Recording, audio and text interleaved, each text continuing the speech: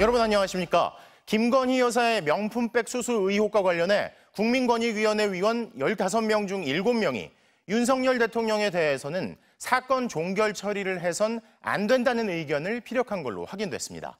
어제 기습 발표는 청탁금지법 위반 사항 없음이라고만 나왔지만 사실 권익위 내부에선 의견이 엇갈려 최종 표결까지 이뤄졌는데 윤 대통령은 단 한 표 차이로 수사기관에 넘겨질 상황을 피했던 겁니다. 김건희 여사에 대해선 15명 중 6명이 수사기관에 사건을 넘겨야 한다는 의견을 냈습니다. 오늘 첫 소식 김민영 기자입니다. 국민권익위원회는 김건희 여사의 명품백 수수 의혹 신고 조사를 종결 처리할지 전원위원회에서 논의했습니다. 참석자는 유철환 권익위원장과 부위원장, 상임위원과 비상임위원 등 15명이었습니다. 쟁점은 청탁금지법에 공직자 배우자에 대한 제재 규정이 없다는 이유로 조사를 종결하는 게 적절한지 여부였습니다. 의견은 엇갈렸습니다. 1시간 반 넘게 걸린 회의에서 유무죄 여부를 떠나 최소한 수사기관 판단을 맡겨보자는 의견이 나왔던 것으로 전해졌습니다.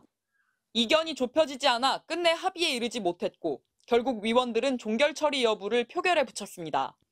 결과는 종결 9표, 이첩 3표, 송부 3표였습니다. 이첩은 범죄 혐의가 있다고 보고 신고 사건을 수사기관에 보내는 결정이고 송부는 범죄 혐의 여부는 불확실하지만 수사기관에 보내는 처분입니다. 6명은 김건희 여사의 명품백 수수 사건을 수사기관으로 보내야 한다고 봤던 겁니다. 배우자의 명품백 수수를 알았는지 윤석열 대통령도 신고 대상이었는데 윤 대통령 조사까지 종결할지에 대해선 종결 8표 대 송부 7표로 한 표 차로 종결 처리가 우세했던 것으로 전해졌습니다. 권익위는 결국 조사를 종결 처리했습니다. 어떤 논의가 있었는지는 일체 밝히지 않았고 단 1분의 브리핑을 마친 뒤 취재진의 질문도 전혀 받지 않았습니다. 사안이 종결될 때까지 핵심 인물에 대해선 조사도 없었습니다. 명품백을 건넨 최재형 목사는 MBC와의 통화에서 권익위로부터 문자나 전화, 이메일 등 그 어떤 연락이 온 적이 없고 소환 조사도 받은 적이 없다고 말했습니다. 이 의혹을 신고했던 참여연대는 권익위의 결론은 궤변이라고 비판했습니다. 청탁금지법은 공직자의 배우자에도 적용이 됩니다. 배우자를 통해서 공직자에 대한 금품 제공이 우회적으로 이루어지는 것을 막기 위함입니다.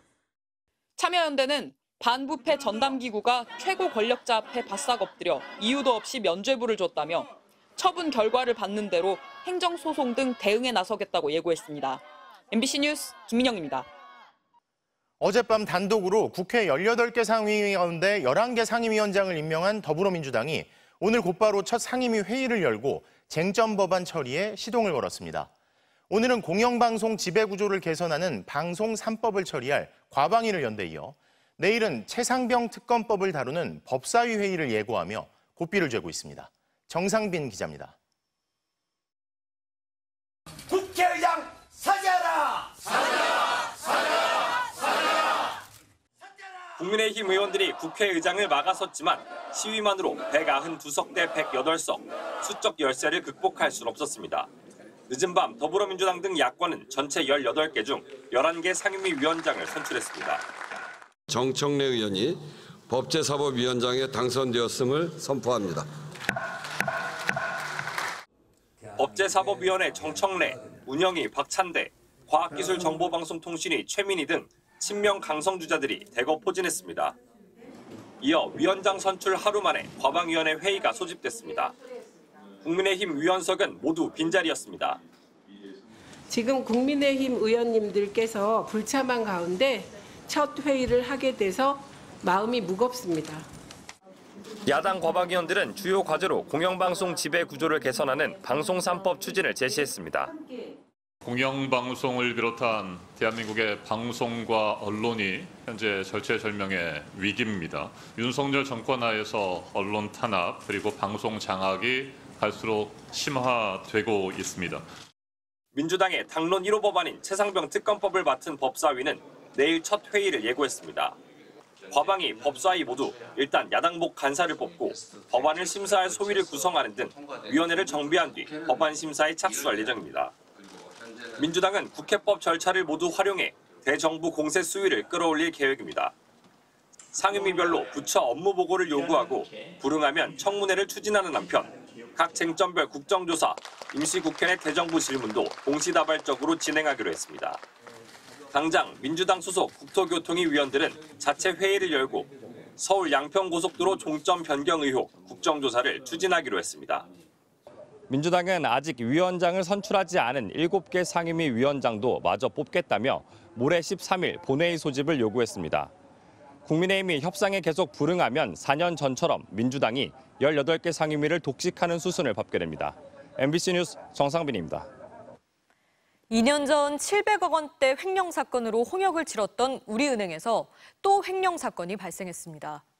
기업 대출 업무를 담당했던 30대 영업점 직원이 100억 원대 대출금을 빼돌린 게 적발된 건데요. 금감원이 긴급 검사에 나섭니다. 박윤수 기자의 보도입니다. 경남 김해에 있는 우리은행 영업점입니다. 우리은행은 어제부터 이 지점에서 특별검사에 나섰습니다. 기업 대출 업무를 담당한 8년차 대리급 직원 한 명이 고객들의 대출금을 빼돌린 사실이 드러난 겁니다. 이 직원은 올해 초부터 대출 신청서와 입금 관련 서류를 위조해왔는데 본사가 파악한 횡령액만 100억 원에 달합니다. 전국에 있는 취급한 여신들을 감리하는 부서가 있는데 이상한 패턴이나 시그널을 보고 이상 징후를 포착한 은행이 소명을 요구하자 해당 직원은 어제 갑자기 경찰에 자수했습니다. 경찰은 이 직원이 횡령한 돈을 가상화폐와 해외 선물 등에 투자했다가 40억 원가량 손실을 본 것으로 파악하고 있습니다. 우리은행에선 2년 전에도 차장급 직원의 700억 원대 횡령 사건이 벌어졌습니다. 당시 행장은 국회 국정감사장에서 사과하며 재발 방지를 약속했습니다. 저희 우리은행이 정말 각고의 노력으로 거듭날 수 있도록 최선을 다하도록 하겠습니다.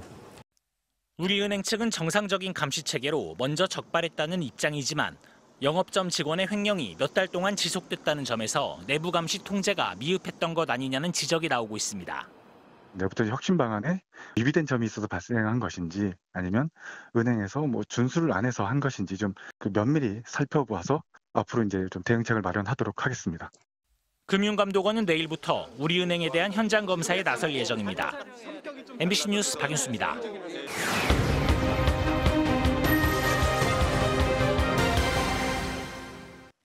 섬에 있는 게 아닌데 섬이라 불리는 수도권의 아파트 단지가 있습니다. 1,600세대 넘게 입주했는데도 사람 다닐 길이 제대로 마련돼 있지 않아 주민들이 불편을 겪고 있기 때문이라는데요. 제보는 MBC 정한솔 기자가 취재했습니다. 경기 고양시 장항동 공공주택지구 주민들은 자신들이 사는 곳을 장항섬이라 부릅니다. 걸어 나갈 수 있는 보행로가 아직 없기 때문입니다. 정말 차 없으면 그냥 여기 집에 갇혀 살아야 되는 섬에 갇힌 것 같은 느낌? 가까운 마트도 차 없이는 갈 수 없습니다. 주민 성하연 씨가 아들 연준 군과 길을 나섰습니다. 하지만 길목마다 공사 자재가 앞길을 막습니다. 그마저도 곧 끊겨 더는 걸어갈 수 없습니다. 못 가겠다, 그치? 여긴 차도잖아. 돌아가야겠다, 우리, 그치? 장항지구엔 지난 3월 말 2,300세대가 입주를 시작했고 현재 70%가 입주를 마쳤지만 보행로는 여전히 공사 중입니다. 아파트를 벗어난 직후입니다. 보행로가 있어야 할 자리는 이렇게 아직까지 흙만 깔려 있습니다. 차도 역시 사방이 공사장이라 위험하긴 마찬가지입니다. 공사 자재를 실은 대형 차량들이 쉴 새 없이 오가는 데다 복잡하게 얽힌 도로엔 유도선도, 안내 표지판도 보이지 않습니다. 택시는 막힌 길로 잘못 들어갔다 되돌아가고 현장을 찾은 취재진도 그만 길을 잃었습니다. 여기 길이 아예 끊어져 있어. 여기 길이 왜 이렇게 나 있지? 복잡한 도로에 구급차 출동마저 지연될 정도입니다. 근처 소방출동대에서 장항지구까지 4km 안팎, 5, 6분 거리인데 실제 걸린 시간을 보면 10분 이상이 대부분이었습니다. 결국 일산소방서는 출동로를 확인하기 위해 지리조사를 해달라는 공문을 각 출동대에 보내기도 했습니다.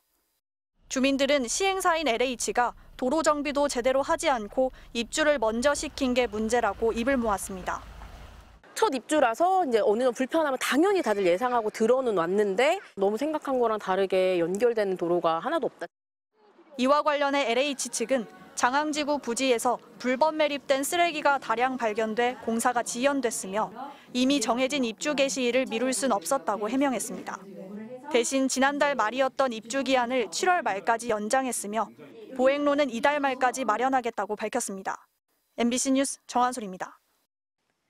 4년 만에 의료계 총파업이 예고돼 초유의 의료 대란이 우려되는 가운데 대한의사협회장의 부적절한 발언이 잇따라 도마에 오르고 있습니다. 최근 한 의사에게 유죄 판결을 내린 판사의 얼굴을 공개하며 비난한 데 이어 오늘은 교도소에 갈 위험을 무릅쓸 만큼 중요한 환자는 없다고 말해 논란이 일고 있습니다. 이혜리 기자입니다. 지난 2021년 파킨슨병 진단을 받은 80대 남성에게 맥페란이란 소화제를 처방했다 업무상 과실치상 혐의로 기소된 60대 의사. 1심 재판부는 환자 병력을 제대로 확인하지 않고 약물을 처방했다며 금고 10개월의 집행유예 2년을 선고했고 최근 2심 재판부도 원심을 유지했습니다. 그러자 임현택 대한의사협회장은 지난 8일 SNS에 2심 판사의 얼굴과 이름을 공개하고 이 여자 제정신이냐는 원색적 비난글을 올렸습니다. 사흘 만인 오늘도 판결의 앙금을 드러냈습니다. 교도소에 갈 만큼 위험을 무릅쓸 중요한 환자는 없다며 앞으로 병원에 오는 모든 환자에 대해 매우 드물게 부작용이 있는 모든 항구토제를 쓰지 말라고 의사들에게 말했습니다. 전공의들의 집단 이탈 등으로 진료 공백이 장기화하는 상황에서 의료계 유일 법정단체의 대표가 논란이 될 발언을 쏟아내고 있는 겁니다. 일선 의사들도 임 회장의 SNS에 댓글을 달아 부적절하다고 비판했습니다. 4년 만에 의료계 총파업이 일주일 앞으로 다가온 가운데 17일부터 무기한 휴진에 돌입하기로 한 서울대 병원에 이어 고려대 의료원도 집단 휴진에 동참하기로 했습니다. 울산의대 교수들도 무기한 휴진 여부를 논의하고 있습니다. 반면 정부 관계자는 미복귀 전공의에 대한 행정처분 취소 요구는 받아들일 수 없다는 입장을 분명히 했습니다. 또 의대 증원 절차를 전면 중단하란 의협의 요구는 더더욱 받아들이기 어렵다고 밝혔습니다. MBC 뉴스 이혜리입니다.